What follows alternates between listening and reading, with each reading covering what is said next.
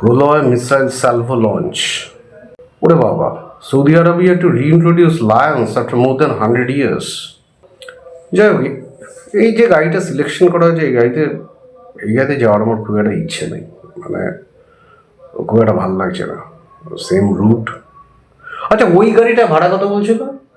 বলছি তো 1000 মায়া, যেটা খুচরো খরচপাতি কিছু আছে কিন্তু। খুচরো খরচ কিছু আশা প্রত্যাশা হতেই পারে।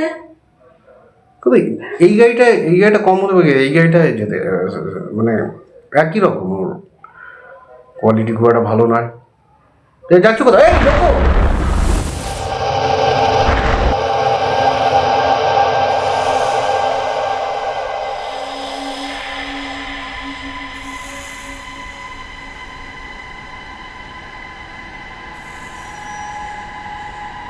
পুরীতে তো অনেকবার গেছেন, কিন্তু ভুবনেশ্বরের কাছে হীরাপুর যোগিনী মন্দিরে গেছেন কি কখনো?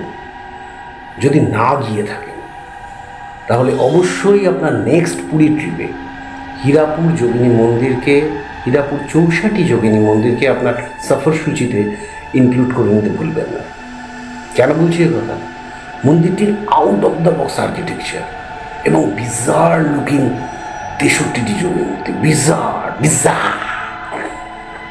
64 যোগিনী মন্দির যদিও নাম, কিন্তু 63টি যোগিনী মূর্তি এখন ওখানে পাওয়া যায়। 61 নম্বর কুলুঙ্গিটা ওটা সম্পূর্ণ ফাঁকা, মূর্তিটি হয় চুরি হয়ে গেছে বা ধ্বংসপ্রাপ্ত হয়েছে। প্রফেসর অনামিকা রায় এই বিষয়ে দীর্ঘদিন ধরে গবেষণা করছেন। যেহেতু উনি তন্ত্রে দীক্ষিত ছিলেন না, তাই আচার্যরা তাদের গোপনীয়তা প্রকাশ করতেও রাজি ছিলেন না। গ্রামবাসীরা আবার ওই সব র্যাথফুল ডিটিদের কোপে পড়ার ভয়ে সন্ত্রস্ত থাকতেন। ড্রাইভাররা ওই মুখ হতে চাইতেন না। এমত অবস্থাতে ওনার একমাত্র চালিকা শক্তি, ড্রাইভিং ফোর্স ছিল ওনারই শিক্ষকের একটি আশ্বাস। কি সেই আশ্বাস? আশ্বাসটি ছিল এটাই যে তুমি কাজটি সম্পন্ন করতে পারবে যদি যোগিনীদের তোমার প্রতি ভরসা থাকে বা যোগিনীরা তোমার প্রতি স্যাটিসফাইড হন। ফাইনালি মনে হয়েছে যোগিনীরা সত্যিকারের ওনার প্রতি স্যাটিসফাইড। এই বই 64 যোগিনীস, কার্ড আইকনস অ্যান্ড গডেসেস, তার জীবন্ত প্রুফ। এ তো গেল ওনার কথা। আমি হীরাপুরের যোগিনী মন্দিরে গিয়েছিলাম আজ থেকে বেশ কয়েক বছর আগে, কলকাতা বিশ্ববিদ্যালয়ের এনশিয়েন্ট ইন্ডিয়ান হিস্ট্রি অ্যান্ড কালচারের একজন অধ্যাপকের পরামর্শে, এবং গিয়ে যা দেখলাম তা স্তম্ভিত করার জন্য যথেষ্ট। পরে আসছি সে কথায়। এখন প্রশ্ন হলো, যোগিনী কারা? যোগিনীতন্ত্রের চ্যাপ্টার 3-তে বলা হয়েছে, গর্ভ থেকে অজাত, স্ব ইচ্ছায় জাত এবং দেবীর অংশ থেকে জন্ম নেয়া যোগিনীরা দিব্য লীলায় শক্তির রূপ ধারণ করে বিচরণ করে। জ্যোতিষশাস্ত্রে একটি যোগিনী দশার কথাও বলা হয়েছে। বিভিন্ন মুখ্য দেবীর মানে প্রিন্সিপাল ডিটির অ্যাটেন্ডেন্ট হিসেবে যোগিনীদের উল্লেখ পাওয়া যায়। কিছু তন্ত্রে যোগিনীরা দিক নির্দেশনার দেবী। কালিকা পুরাণে আবার দেবী পূজার আগে 8 জন যোগিনীর পুজো করার কথাও উল্লেখিত আছে। হীরাপুর যোগিনী মন্দির শৈলীর দিক থেকে 8ম 9ম শতাব্দীর সেই সময়কার, অর্থাৎ ভৌম শাসকদের সময়কালে নির্মাণ হয়েছিল। এই মন্দির সম্ভবত রাজা দ্বিতীয় শান্তিকরের রানী হীরাদেবী নির্মাণ করেছিলেন। আর্কিওলজিক্যাল সার্ভে অফ ইন্ডিয়ার প্রদত্ত তথ্য অনুসারে মন্দিরটি 1953 সালে সার্ভে চলাকালীন আর্কিওলজিস্ট কেদারনাথ মহাপাত্রর নজরে আসে। সবচেয়ে ইন্ট্রিগিং বিষয় হলো যোগিনীদের ক্ষমতার স্বীকৃতি স্বরূপ এই জাতীয় যোগিনী মন্দির তৈরি হয়েছে, কিন্তু রাজারা তাদের এই যোগিনীদের সঙ্গে যে সংযোগ সেটা কখনো প্রকাশ্যে আনেননি। ইন্টারেস্টিং না?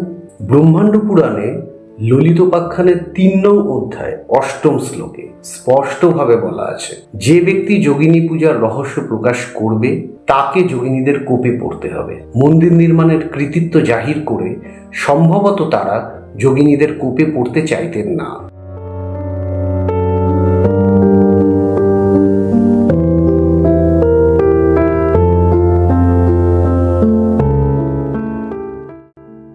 চার্লস ফ্যাব্রির মতে এই মন্দিরটি উড়িষ্যার সমসাময়িক অন্যান্য মন্দির থেকে সম্পূর্ণ ডিফারেন্ট। এখানে কোনো শিখর নেই, গর্ভগৃহ বা স্যাংটাম স্যাংটোরামে কোনো প্রিন্সিপাল ডিটিও নেই। মন্দিরটি বৃত্তাকার এবং আকাশের দিকে সম্পূর্ণ খোলা।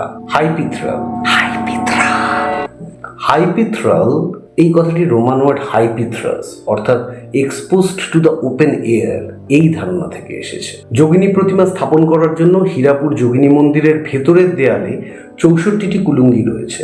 মন্দিরের স্যান্ডস্টোনের দেয়াল 8 ফিটের মতো, আর প্রবেশদ্বার এতটাই ন্যারো যে আপনাকে প্রায় হামাগুড়ি দিয়ে ঢুকতে হবে। প্রবেশপথের আউটার ওয়ালে জয় বিজয় নামের দ্বারপালের মূর্তি খোদিত।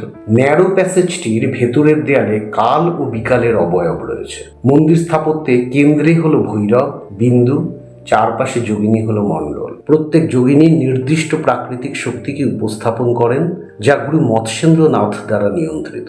মৎস্যেন্দ্রনাথ সম্পর্কে সবচেয়ে পুরনো কিংবদন্তিটি আনুমানিক 1100 থেকে 1200 খ্রিস্টাব্দের মধ্যে রচিত কৌল জ্ঞান নির্ণয়ে সংরক্ষিত আছে। Art historian doctor Padma Kaimal মন্দিরটিকে নারী যোনির আর্কিটেকচারাল রিয়ালিটি হিসেবেও দেখেন। দেবী মূর্তি থেকে উদ্ভূত যোনি দেবীর পূর্ণ সত্তার প্রতীক। এই মন্দিরটি তাই যোগিনী গৌল উপাসনার অ্যাবস্ট্রাক্ট ডায়াগ্রামের 3 ডাইমেনশনাল এক্সপ্রেশন। এবং আরেকটা ইন্টারেস্টিং ব্যাপার, অগ্নিপুরাণে 64টি যোগিনী প্রতিমার বৈশিষ্ট্য বর্ণনা করা আছে, কিন্তু যোগিনী মন্দিরের এইরকম অদ্ভুত আর্কিটেকচারাল স্প্লেন্ডারের ব্যাপারে কোথাও কোনো উল্লেখ নেই। সম্ভবত ক্লাসিক্যাল ট্র্যাডিশন থেকে একটা বিচ্যুতি ছিল বলেই পুরাণকাররা সন্তর্পণে এটা এড়িয়ে গেছেন। যোগিনীদের মূর্তিগুলো কালো গ্র্যানাইটে তৈরি। প্রতিটি মূর্তি আবার তাদের বাহনের সঙ্গে ডিফারেন্ট স্ট্যান্ডিং পশ্চারে আছে। বাহনগুলির কোনো রহস্যময় ইঙ্গিত আছে কিনা, নাকি কেবলমাত্র জনপ্রিয় পৌরাণিক বিশ্বাসে খোদাই করা হয়েছিল তা বলা কঠিন।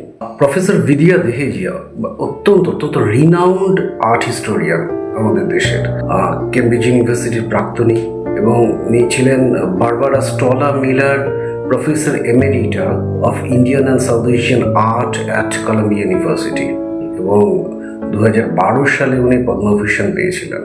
যে ক্ষমতাগুলো যোগিনীদের রয়েছে উনি একটা সুন্দর বর্ণনা করেছিলেন। বর্ণনাটা অনেকটা আমি পড়ে শোনাচ্ছি একটু। এই ক্ষমতাগুলোর মধ্যে রয়েছে অনিমা, খুব ছোট হয়ে যাওয়ার ক্ষমতা; লঘিমা, লেভিটেট করার ক্ষমতা এবং নিজের ইচ্ছে মতো শরীর ছেড়ে যেতে পারার ক্ষমতা; গরিমা, খুব ভারী হওয়ার ক্ষমতা; মহিমা, আকারে বড় হওয়ার ক্ষমতা; ইষ্টত্ব, নিজের এবং অন্যের শরীর ও মন নিয়ন্ত্রণ করার ক্ষমতা; প্রাকাম্য, অন্যদের আপনার আদেশ পালন করানোর ক্ষমতা; বশিত্ব, পঞ্চভূত নিয়ন্ত্রণ করার ক্ষমতা; এবং কামাবসায়িত্ব, অর্থাৎ আপনার সমস্ত ইচ্ছা পূরণ করতে সক্ষম হওয়ার ক্ষমতা। শিল্পী এখানে উপজাতীয়, পৌরাণিক এবং তান্ত্রিক ঐতিহ্যের এক সুন্দর সংমিশ্রণ দেখাতে চেয়েছেন। প্রতিমা বিদ্যাগতভাবে বিরজা মহিষমর্দিনী দুর্গার একটি রূপ বলে মনে করা হয়। তারার ভাস্কর্যটিও একটি ইন্টারেস্টিং ডিবেটের জন্ম দেয়। তারা কি ব্রাহ্মণবাদী দশমহাবিদ্যা, নাকি বৌদ্ধদেবী তারা, নাকি একটি উপজাতীয় দেবী? তারা স্থানীয় গোষ্ঠীর দেবী ছিলেন এবং বৌদ্ধ ও ব্রাহ্মণ উভয় সম্প্রদায়ই অন্তর্ভুক্ত হয়েছিলেন। মূলত জৈন দেবী পদ্মাবতী পদ্মের উপর উপবিষ্ট এবং সাপ আবৃত। জৈন ধর্মে পদ্মাবতী সবচেয়ে গুরুত্বপূর্ণ নারী দেবী। জাঙ্গুলি এবং মনসার মতো তিনিও আদিবাসীদের দেবী ছিলেন। ছিন্নমস্তাও গৃহীত নিয়ম মেনে চলেন না। এখানে তিনি নিজের মাথা বিচ্ছিন্ন করেননি। এই আইকনোগ্রাফিক্যাল ডেসক্রিপশন কেন আলাদা হয়েছে? এটা কি শিল্পীদের স্বাধীন চিন্তা ভাবনার জন্য, না মিথের কোনো ব্যাখ্যার পার্থক্যের জন্য? রহস্যময় কারণে এই মন্দিরটি বহু আগেই পরিত্যক্ত হয়। এটা কি শৈবাইট এবং বৈষ্ণবাইটদের উত্থানের পর একটা স্বাভাবিক অবক্ষয় ছিল, নাকি ব্রাহ্মণ্য সংস্কৃতির ক্রমবর্ধমান বিরোধিতা, নাকি আফগান সেনাপতি কালা পাহাড়ের উড়িষ্যা আক্রমণের ফলে এই স্থানটি ক্রমশ পরিত্যক্ত হয়ে যায়? অনুমান এবং বিস্ময় এছাড়া আর কিছু করা যায় না। তবে এটা স্পষ্ট যে যোগিনীরা জীবন অনুরাগী। একজন যোগী জীবন থেকে নিজেকে সরিয়ে নেন। যোগিনীরা যেন জীবনকে আলিঙ্গন করে। যোগিনী সব নিয়ে আয়, শ্মশানবাসিনী শ্মশানে রঙিনী আজ ভারত শ্মশানে নাচবে গোয়ায়। শ্মশানের শোভা মনি মনোলোভা, হবে কি সে শোভা, বেরোবে কি আভা? তুই মা না এলে, তুই না নাচিলে, দুর্নীতি সব না দলিলে পায়। ডাকিনী যোগিনী লইলে সঙ্গে, নাচ গো রঙিনী নানা রঙে ভঙে। ঘোর অমানিসা হাস অট্টহাসি, এমন শ্মশান পাবিনে ধরায়। এই নিশিদিনে এ মহা শ্মশানে পেলেও চরণ পূজিতেম যতনে। হইয়ে মাতাল নাম সুধা পানে, লুটিত মুকুন্দ চরণ ধুলায়। আয় মা তারিণী করাল বদনী ডাকিনী। প্রফেসর ডক্টর আদ্যাশা দাসের বক্তব্য দিয়ে শেষ করব। দ্য 64 যোগিনীস অফ হীরাপুর, এই বইটি।